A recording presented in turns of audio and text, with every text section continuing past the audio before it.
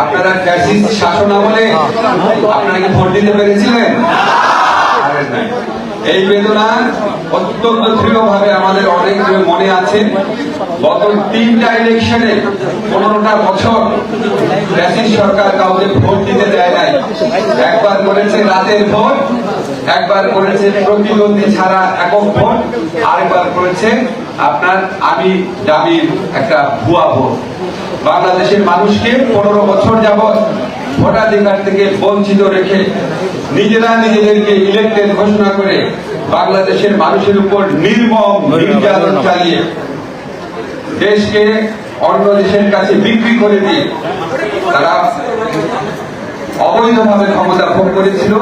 আজকে জুলাই গণঅভ্যুত্থানে আমাদের ছাত্র জনতার অসীম আত্মত্যাগী ভূমিকার কারণে আমরা একটা নতুন সময় উপস্থিত হয়েছি, যেখানে আমাদের ভোট দেওয়ার সুযোগ সৃষ্টি হয়েছে। এই সুযোগ কোনোভাবেই হারানো চলবে না। ভোট দেওয়া মানে হচ্ছে আপনার সরকার আপনি নির্ধারণ করবেন, আপনার জনপ্রতিনিধি কে হবে, কে সংসদে গিয়ে আপনার কথা বলবে, সেটা আপনি ঠিক করবেন। এটা আগে ঠিক করতো শেখ হাসিনা একজন ব্যক্তি, এখন বাংলাদেশের 18 কোটি মানুষ সেটা ঠিক করবে। ঠিক আছে, কাজেই আমরা অসাধারণ একটা নির্বাচন অনুষ্ঠান করার চেষ্টা করব। আমরা জাতীয় সংসদ নির্বাচনে যেই প্রার্থীকে আমাদের মনে চায়, যাকে ইচ্ছা আমরা ভোট দিব, কিন্তু আমরা ভোট দেওয়ার সময় খেয়াল রাখবো অন্যকে আমরা ডিস্টার্ব করবো না, অন্যের ভোট দেওয়ার অধিকারকে কোনোভাবেই ক্ষুণ্ণ করবো না। অন্যকে যদি ভোট দিতে বাধা দেন বা ক্ষুণ্ণ করেন, তাহলে আপনি শেখ হাসিনা হয়ে গেলেন। আমরা কি কেউ শেখ হাসিনা হতে চাই?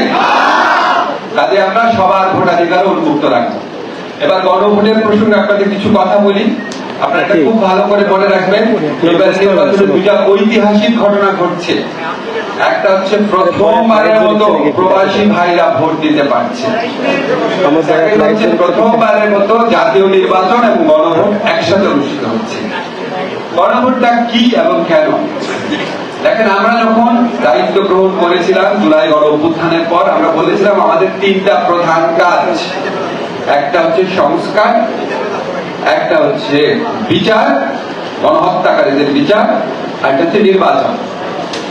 এখন সংস্কার মানে কি? সংস্কার মানে হচ্ছে এমন একটা সিস্টেম দেশের মধ্যে ছিল, এই সিস্টেমের মাধ্যমে আয়নাঘর সৃষ্টি করা যেত, বিচার বহির্ভূত হত্যাকাণ্ড করা যেত, গুম করা যেত, মিথ্যা হয়রানিমূলক গায়েবী মামলা প্রদান করা যেত, দিনের পর দিন বিচার না করে জেলে আটকে রাখা যেত, জেলে রেখে মারা যেত।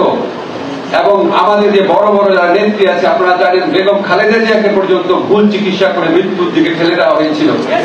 এই ধরনের ঘটনা বাংলাদেশে যেন না ঘটে, নিপীড়ন দূর হোক, অবিচার দূর হোক, দুর্নীতি দূর হোক, তাহলে আপনি হা ভোট দিবেন। আপনি এগুলি দূর হোক চান, তাহলে আপনি হা ভোট দিবেন। আর আপনি যদি চান শেখ হাসিনার আমলের মতোই বাংলাদেশে দুর্নীতি চলুক, বৈষম্য চলুক, সরকারি দল একচ্ছত্রভাবে সকল ক্ষমতা ভোগ করুক, যখন ইচ্ছা সংবিধান পরিবর্তন করুক, বড় বড় খুনিকে একটা সরকার ক্ষমতা এসে মাফ করে দেন, এই সমস্ত অন্যায় অবিচারের যদি আপনি পক্ষে থাকেন, তাহলে আপনি না ভোট দিবেন।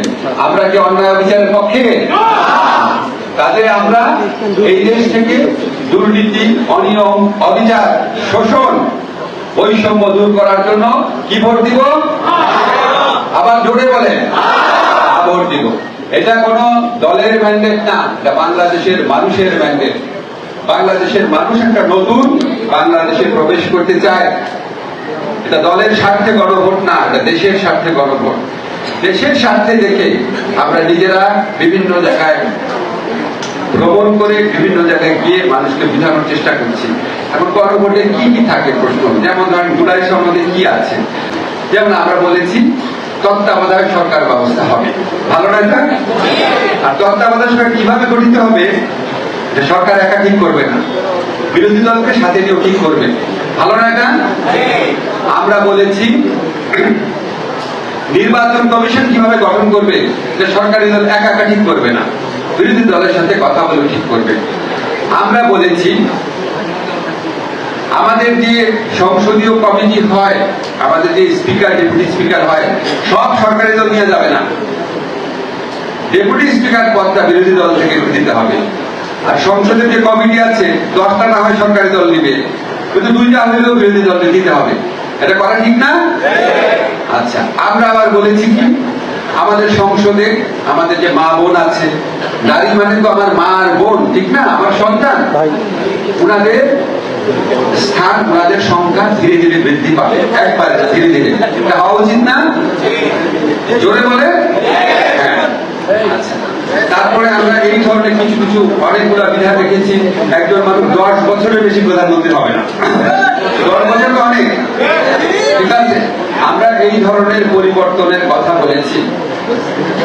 আমরা মূল যে মেসেজটা সেটা হচ্ছে বৈষম্য যেন দূর হয়, অনিয়ম যেন দূর হয়, দুর্নীতি যেন দূর হয়, একচ্ছত্র ক্ষমতা যেন একজন ব্যক্তির হাতে না থাকে।